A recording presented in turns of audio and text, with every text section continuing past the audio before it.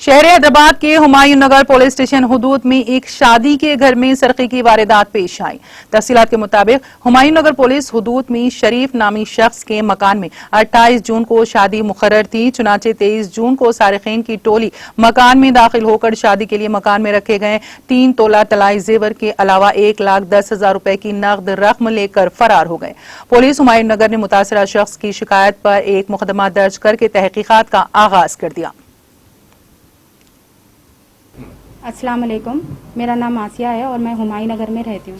अभी थोड़ी देर पहले 5:30 बजे के टाइम पे मेरे भाई के बच्चे की शादी के रुखे बांटने के लिए हम लोग निकले।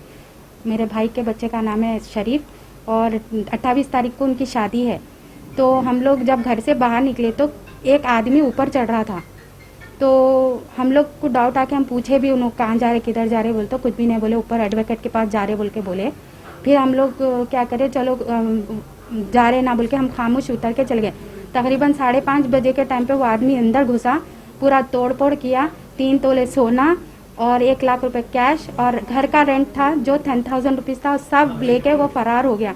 अब ये सब जब हमारे घर में ऐसा हम सेफ्टी नहीं है, हम पुलिस कंप्लेंट करें, खाली आके वो लोग कुछ भी एक्शन नहीं लिए। अम्मा ढूंढते ढूंढते करते, आप लोग भरोसा करो, ये करो बोल के बोल रहे। हम कितना वो करना, हम लोग इतनी मेहनत करके बच्चा इतने उससे कमा के घर में रखा, उसका पूरा चले गया। अब ऐसा कहाँ से आना, हमको इंसाफ होना और हमको जल्द से जल्द वो चोर पकड़े जाना। और हम लोग आए थे, भाभी अच्छा सा डोर लॉक करके गए। आने के बाद पूरा डोर खुला है, सब घर में तोड़म तोड़े। तो गरीब लोग कहाँ जाना हम लोग।